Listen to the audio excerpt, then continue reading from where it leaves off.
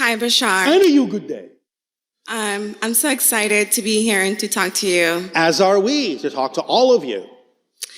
And my question, well, it's a question regarding my journey right now. I've been working on my self-empowerment. That's my biggest desire, to be fully empowered and stand in my power.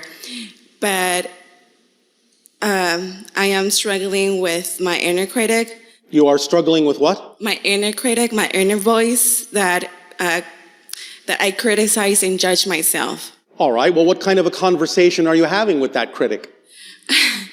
Well, just the things that I want to accomplish and the things that I want to manifest. There's days where I am practicing self-love and Yes. I feel that I'm worthy. Yes. But then there's those days where I kind of start just criticizing myself. Is it because you are insisting on a particular outcome for what you're doing? Or are you acting on your excitement for its own sake? Does the critic come in when you think that you have not measured up? When I think I'm not good enough or worthy. You are not Good enough. good enough for what? To be yourself? Who else can be better at it? Right. So how do I stop Notice how many people say, right, but just keep on going. So You're the only one who can be you. So you are good enough because no one else could possibly be as good at being you as you can. So how do I get that through my head? You want me to drive it through your head with a nail or something? Because What will it take? What will it take for you to believe it? right. Well, I'm asking you, what will it take for you to believe that you're good enough? You tell me, what will it take? If I tap you on the shoulder, is that good enough? If I punch you harder, is that good enough? If you get into an accident, is that good enough? What will it take? That's what I'm struggling. I don't know. It's just I just wanted to just know it and own it. What is stopping you from knowing it? What idea, what belief is stopping you from just saying, I know it? You're making a choice here. You're making a decision here. Why are you choosing to not know something you could just decide to know is true? What's stopping you from just saying, it's good enough that I just know it's true that I'm good enough? What's stopping you from just knowing that? I guess because I doubt myself. And what is doubt? I don't believe in myself sometimes. Doubt is not a lack of belief. It's a choice to believe in something that's out of alignment with your true self. Doubt is not a lack of trust. It's a 100% trust in something that's out of alignment with what you prefer. So why are you choosing to put all your trust in something you don't prefer instead of putting it in something you do prefer? Why? Why does that seem logical to you? Yeah, so that's why I wanted to stop. But I'm asking you a question that you're not answering. Why does it seem logical to trust in something you don't prefer about yourself instead of simply trusting in what you prefer to trust in? What's stopping you from believing that trusting in yourself is just as powerful and will stick just as strongly as the fact that you will trust something you don't prefer? Why are you making that distinction? It's easier in your mind, in your beliefs, it's easier to trust something you don't prefer about yourself than it is to trust something you do prefer. Why? What's the belief that says it's easier to do that than this? Because they're both the same level of trust. It's 100% trust in something you don't prefer about yourself. It's 100% trust in something you do prefer to believe about yourself. It's the same level, the same energy. What's the difference? Why not this one instead of that one?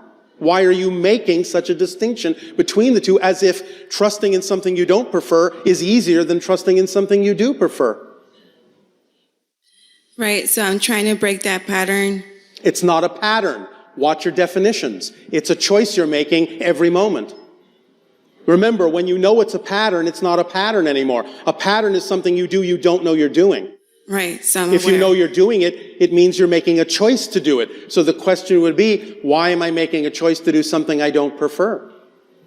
And that comes down to what we just said. You have a belief that it is easier and more real to trust in something about yourself you don't prefer than to believe in something about yourself that you do. Why are you holding on to the belief that that's easier than this?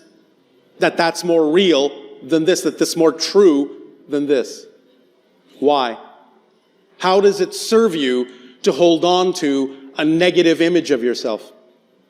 How does it serve you? Because you wouldn't hold on to it if it didn't serve you, if you didn't believe that it served you. I guess it keeps me in the same place. And is it scary to leave that place? Is it scary to be yourself? Are you afraid that if you are your true self and you act on your highest passion, that something bad will happen? What are you afraid of? I guess so, yes. That something bad's going to happen. Well, why do you choose to believe that? I don't know. Sure you do. Come on. Why do you choose to believe that if you're living your excitement, that something bad can happen? Do you want me to tell you why? Yes. Because you have a definition that isn't a definition of excitement. You have a different kind of definition, and that's not a definition of excitement. If you had an actual definition of excitement, you would understand that a real definition of excitement can't possibly contain anything that would be out of alignment with that excitement. So even if, as we said earlier, even if something crops up that you don't prefer, that can just be a neutral observation. It doesn't have to affect you negatively. Only when you decide that it can affect you will you feel the effect. But if you remain neutral with whatever happens, even if it's what you don't prefer, then you can go into a positive state about it and get a beneficial effect no matter what it is. So there's no reason to be afraid of any circumstance that could crop up, because you, by staying in the positive state and trusting that you are good enough and worthy enough and deserving enough, will know that you will always get a beneficial effect no matter what crops up, because you will just remain neutral to it and observe the negative thing neutrally. And that will be the choice that you make, and that will be a true definition of staying in your excitement.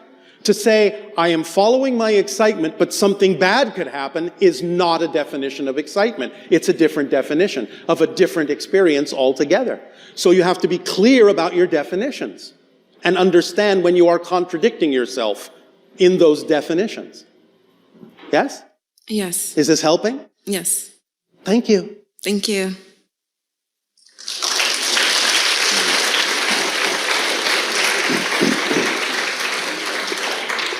Knowing yourself takes great clarity.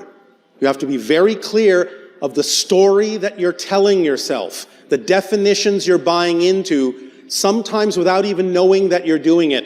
One very strong way is to just pay attention to what comes out of your mouth, because very often you will tell yourself exactly what your definitions are by the way you frame things. Just listen, and you'll hear the negativity in the words that you choose.